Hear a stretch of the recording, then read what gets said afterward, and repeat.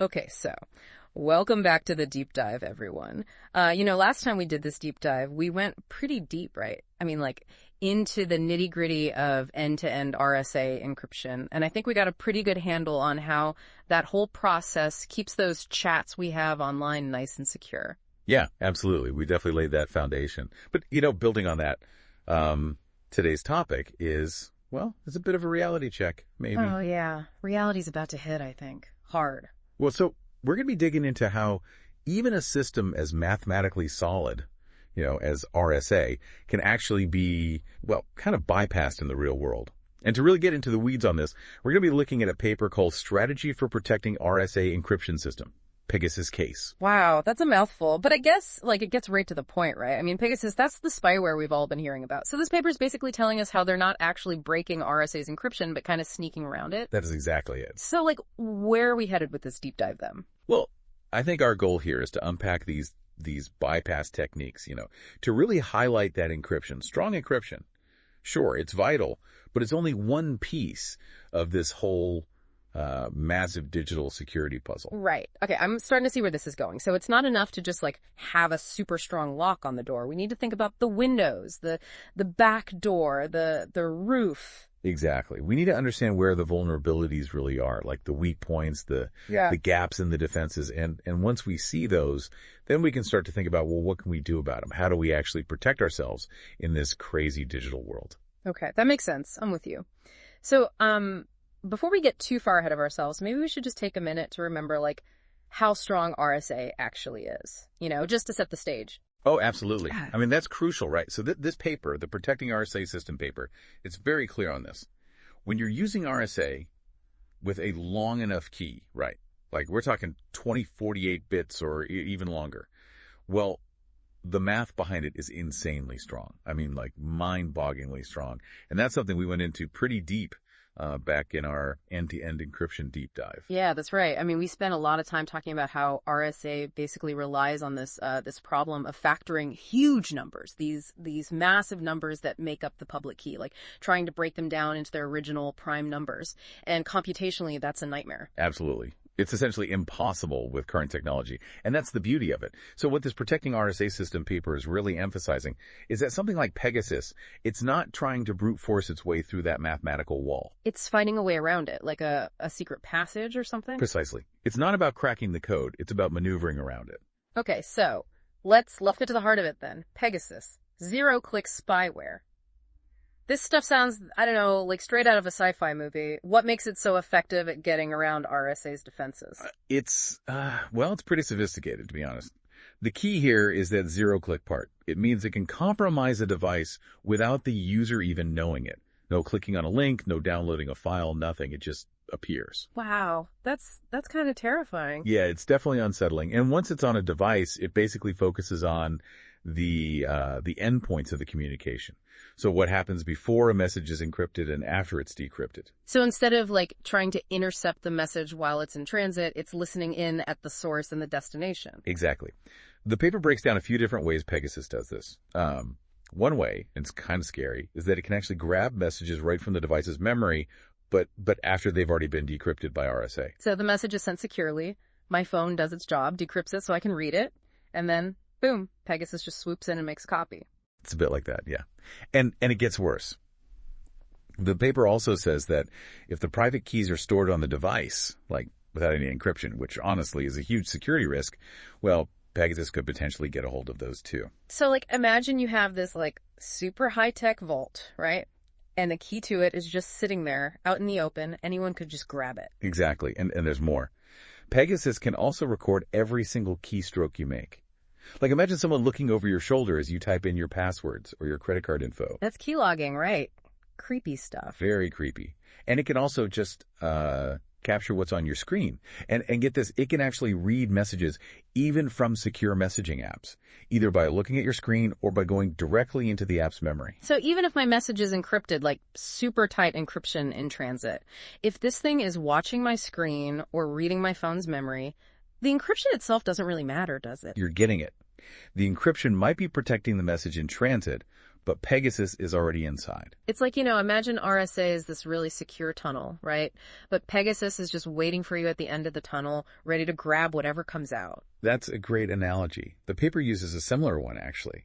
It says RSA is like protecting the tunnel, but Pegasus is spying from inside your house. Okay, so that's pretty scary stuff.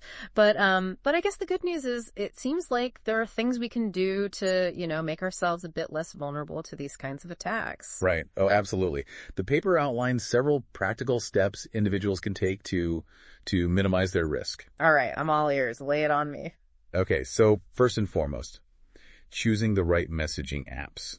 Look for apps that offer features like disappearing messages, where messages just vanish after a certain amount of time. A great example is Signal. Right. So if the messages aren't there, Pegasus can't grab them. Exactly. Second, and this one's crucial, keep your operating system and all those apps you use updated. Those updates often include patches for security vulnerabilities, the very things Pegasus might try to exploit to get onto your device. Oh, so those annoying update reminders are actually important. Who knew? You gotta do it. It's your digital hygiene, basically. Gotcha.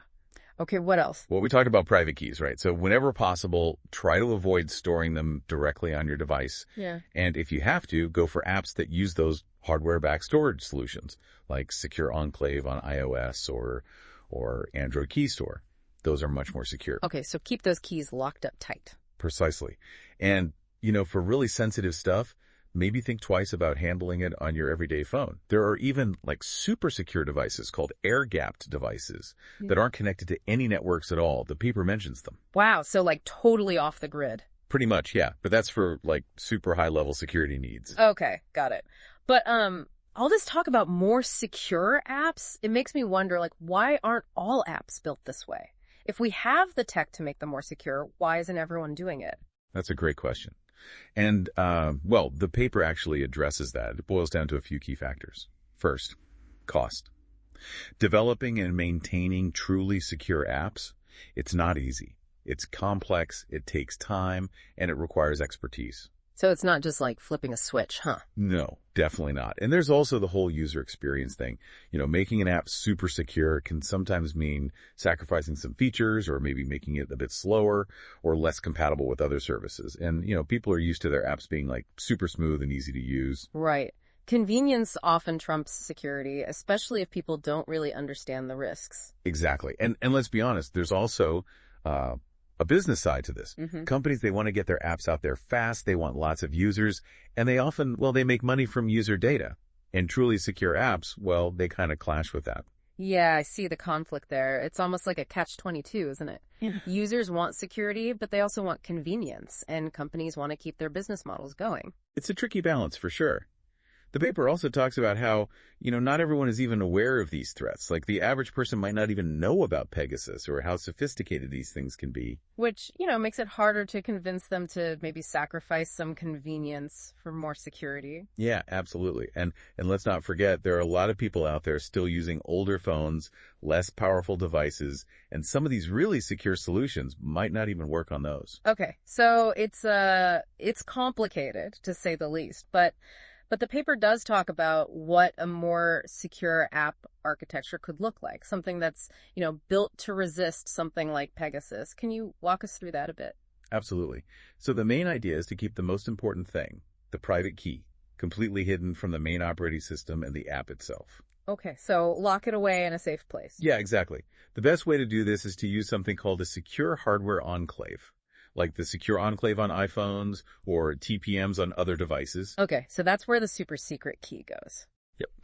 And this means that anytime RSA has to do its thing, like decrypting a message, it all happens inside that Secure Enclave. The app never actually sees the private key directly. Smart. So keep the keys away from prying eyes. What about the messages themselves? Right. So for the actual content of the messages, you usually use something called hybrid encryption. So you use a fast algorithm like AES to encrypt the message. Yeah. And then you use RSA to encrypt that AES key. Right. I remember that from our RSA deep dive. Use the best of both worlds. Exactly. And in this kind of super secure setup, the decrypted message would only exist in the phone's RAM, really briefly. It wouldn't be stored on the phone's memory. And to make things even safer, you could require a fingerprint scan or PI entry every time you open the app or even view a message. And get this, no cloud backups. because that would create another weak point. Wow. So really going all in on security here, but I can see how that might not be for everyone. Right. It's a trade-off. But the point is, it's possible to build apps this way. The paper even mentions other things you can do, like adding camper detection, using hardware tokens, even making sure the initial key setup happens on a device that's like totally offline. And of course, regular security audits are super important. Wow. So I guess the takeaway here is that RSA is powerful, but it's not a magic bullet. The real challenge is protecting the whole system, the devices, the apps, everything. That's it. And, Pegasus is a perfect example of this. It doesn't attack RSA directly. It finds ways around it. It's like a ninja sneaking around the defenses. Exactly. So to wrap things up, I guess the big question is, whose responsibility is it to make sure our communications are truly secure? Is it us, the users, or the app developers, or the big tech companies? That's a really important question. Yeah.